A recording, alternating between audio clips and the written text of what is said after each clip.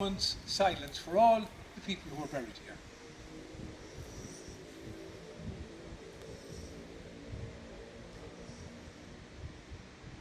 The souls of all the faithful departed, to the mercy of God, rest in peace. Amen. Now, we have a few people who are going to talk to us. I want to say, keep the mic right up to your mouth. James Kelly, can I start with you? Where are you? Here he is. Here he is. All the way from the Octagon. Came out the back door. All I have here is there's a list of burials. You know, it was closed in the 1870s. It was closed. The graveyard it was decommissioned 1872 when the new church was built, Holy Trinity. Officially closed 1874. So the list I have was compiled when it was being closed, but there are also burials, as far as I know, under what was the vestry in the church. So we don't know how many, well, certainly members of the Brown family, but who knows? I mean, this was in use for a long time. This was from the 1730s on, so there could be really many more burials than there's evidence of. But anyway, the list I have, I'll just go through it. I think we're standing here at probably the grave of Ellen Sidney, the Marchioness of Sligo, wife of the third Marquess. She died 1852. She was the first wife of the third Marquess. And her daughter, their daughter, Lady Catherine Philippa Ellen, which is possibly the grave at the front, who died in 1864. Other than those, there are various people who were living in Westport for short periods. You know, they were stationed here, different reasons.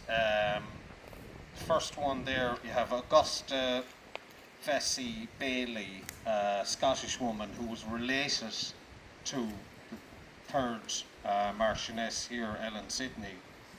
She's buried here. Ellen Mix, the wife of an Inland Revenue officer, she died 1864. She's buried within, now all of these are buried within the boundaries that we know of. Margaret Fiddis, wife of a retired policeman, she died 1866. Mr. Maberly, an inspector of post offices. William Henry Dean, son of William Henry Dean, who was a county surveyor. He lived in Rossbeg. He died 1872. Could I have that? Houston, or Houston, farmer, the famous Captain Houston. He's buried here, died 1872. Which is this in? Yeah. There were a number of children buried here, you know, which is Alexander Johnson, a child of a retired policeman, died 1867. His brother William Johnson died 1869, and their sister Ellen Johnson died 1867. So there are three siblings here. There's a Reverend Sampson Jarvis buried here, who was, I think he lived or served at Ashley. He died 1872.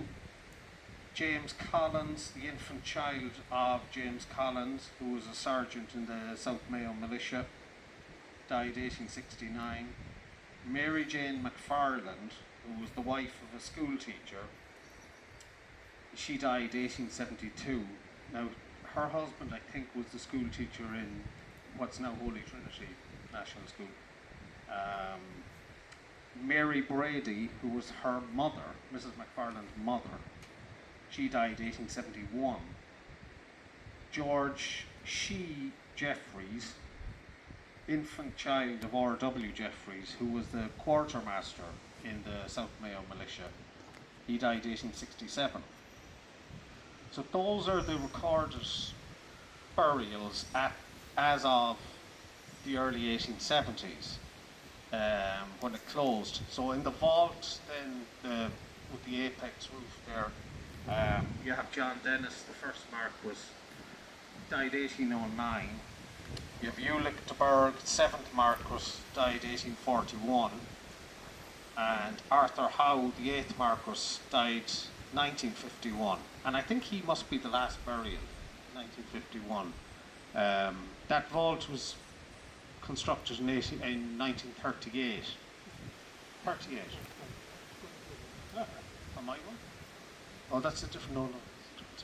1938 that was built, and I think it's on it actually. John Dennis was buried with his ancestors under the old vestry in the church. So the remains were moved there. Now, why exactly they were moved was a bit of a mystery. I mean, at that stage, why the others weren't is also a bit of a mystery. But you can certainly see the raised platform that the church is standing on there. There's almost certainly a crypt, I would think. So those are the only ones I have on my list anyway, so I think that's all I have to offer today. Thanks very much. If you look around, you see the footprint of the actual, the church and the graveyard, right around. You see the little wall right around it. And there was a railing on that. I think there's one or two photographs out in the Heritage Centre of that time. I have notes that it was built, according to Dorothy's book anyway, in 1736. That the church here was built in 1736. Now, the man over here, of course, Houston, whatever you want to call him. Tell us, Sean. He came to Westport in 1851, and he had at least 40,000 acres of North Sligo, and 5,000 acres of Lucan, and he built a house for himself out at Dula.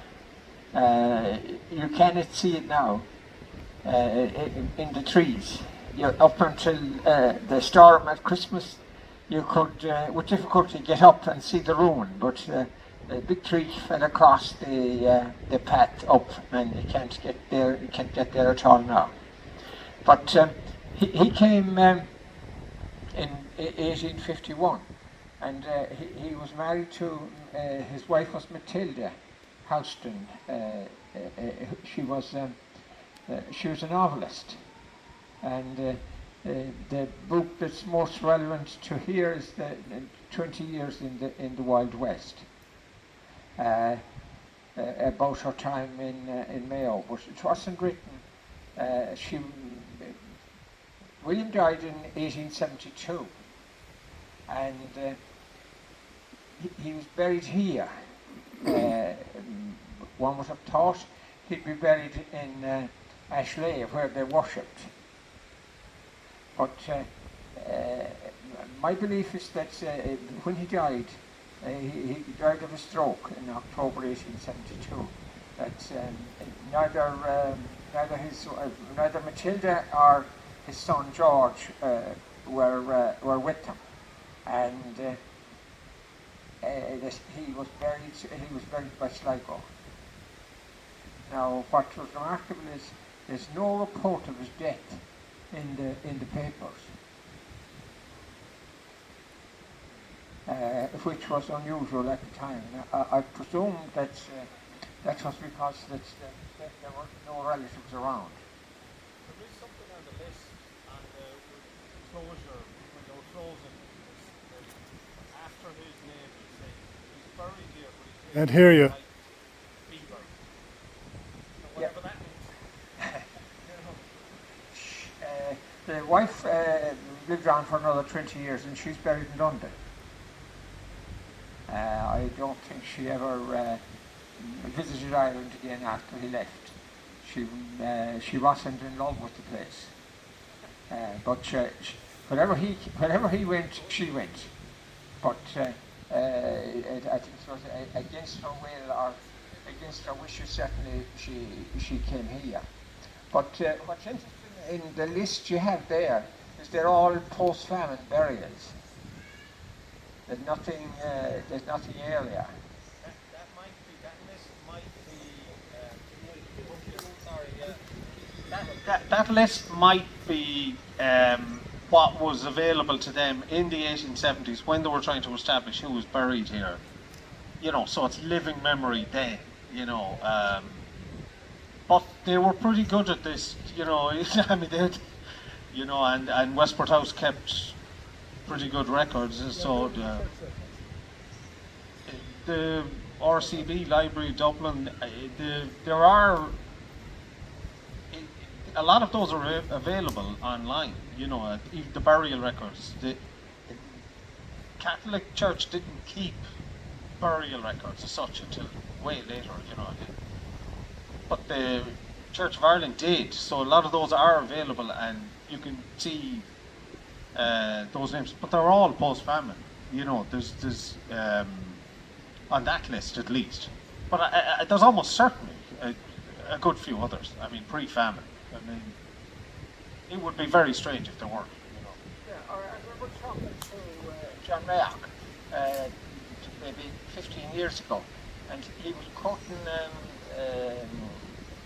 Hastings, Gary Hastings' wife, and she said that this was an estate church, and that the parish church was an ad. Well, I wouldn't agree with that. It was built as a parish church. Yeah, but that was her, what John Mayock told me.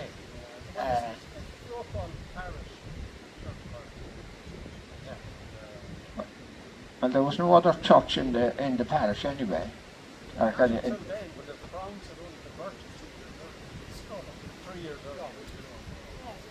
Yeah. One of the problems with it is the Church of Ireland's records were kept in London. That was the problem. Burials in here by... Hold on, Paddy, give me this.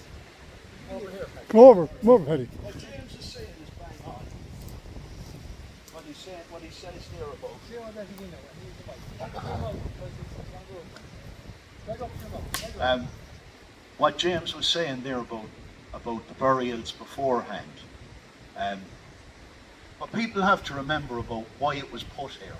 People never ask the question, why was the first Protestant church of the parish of Westport put where it's put? You're standing on the ruins of Old Carnamart, where the tunnel come out down there by the bridge. We all know about it. It runs from Westport House right up as far as the China Bridge. There was a tunnel that ran from the old fort to what was the end of Carnamart. There was cabins ran up along the river here, up as far as where the old fort was. And that was a circular capper.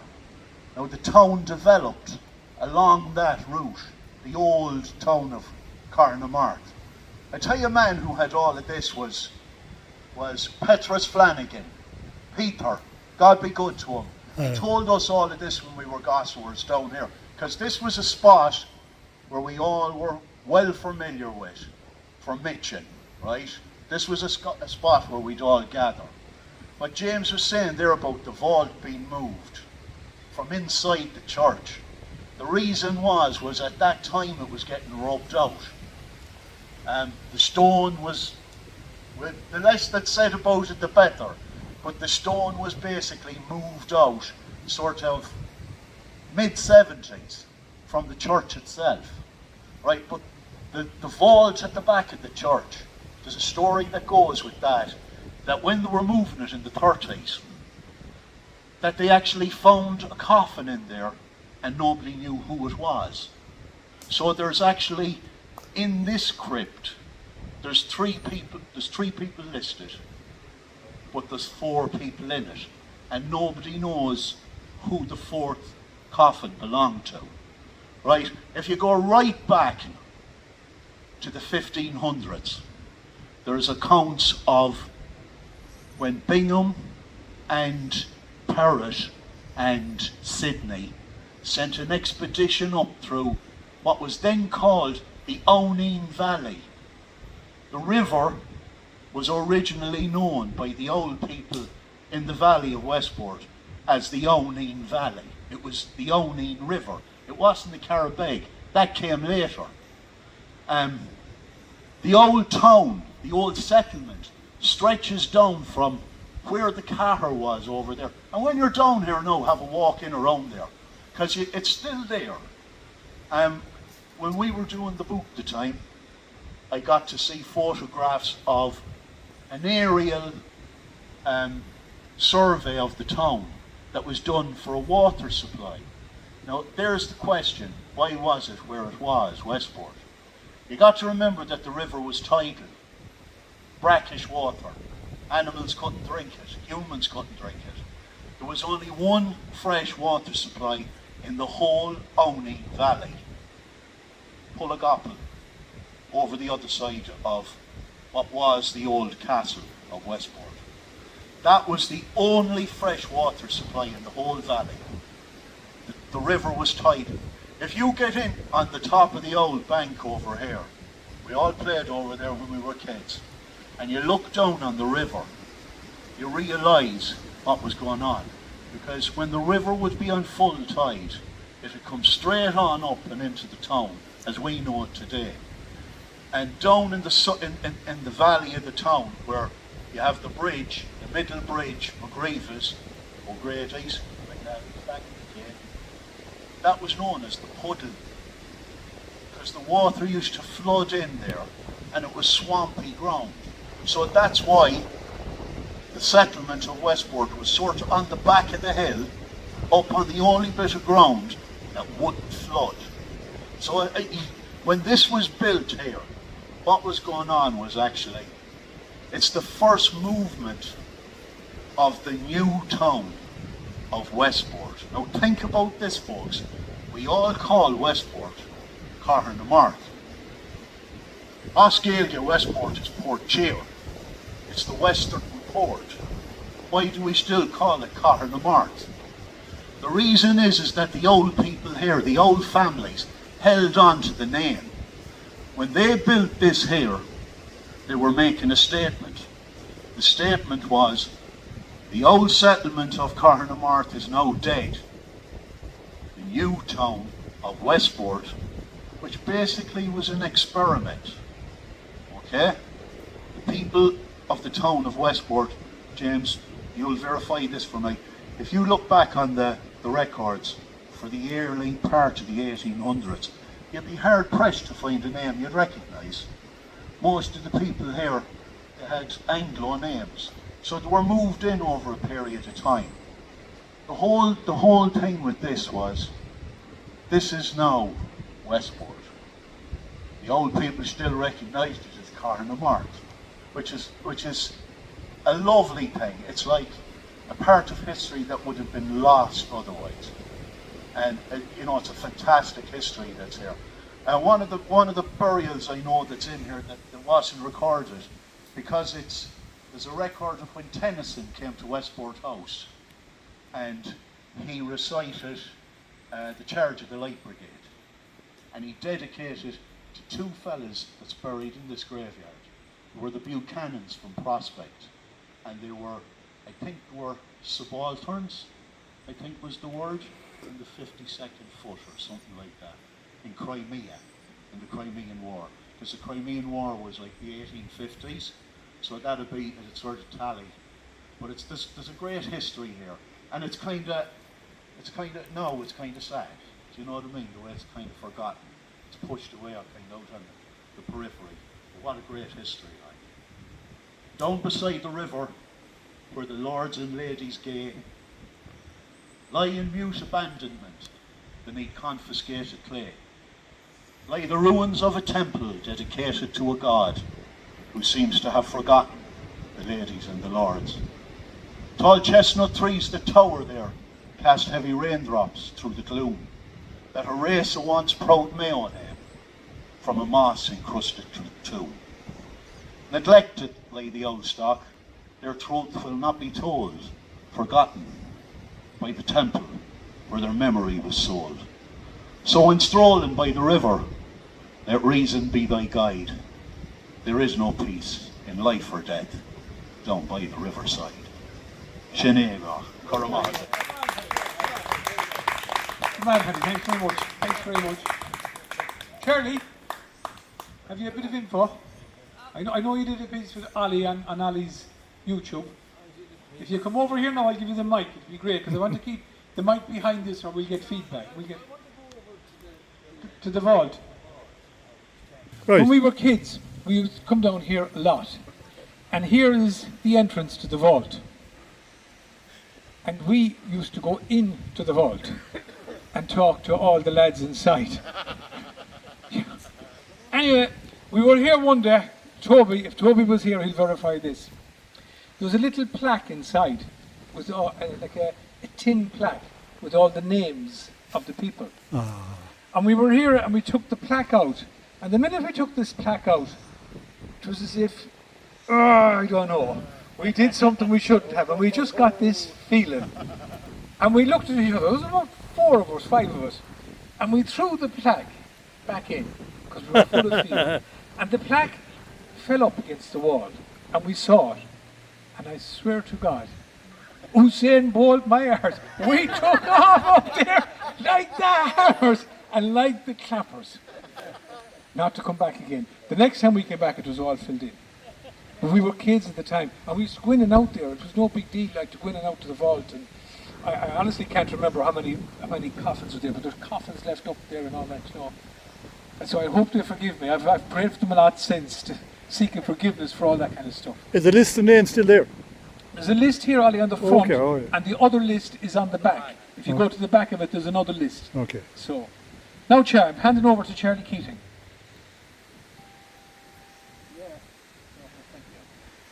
Well, there was a lot of talk there now about the Jerry, put up to your mouth. Put it in your mouth. wonder really. I know of the last person that was buried here after how, 1951. And I know of a person who was involved in the burial of after how in Mappers and Sligo. And it's true that when they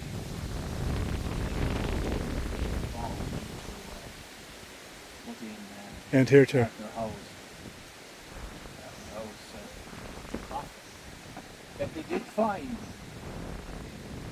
remains that were unaccounted for. Now, possibly, that happened as a consequences of John Dennis being taken from here and brought into the vault in the 30s. I don't know. Possibly there was more bodies, as James said, there was more bodies. Buried here.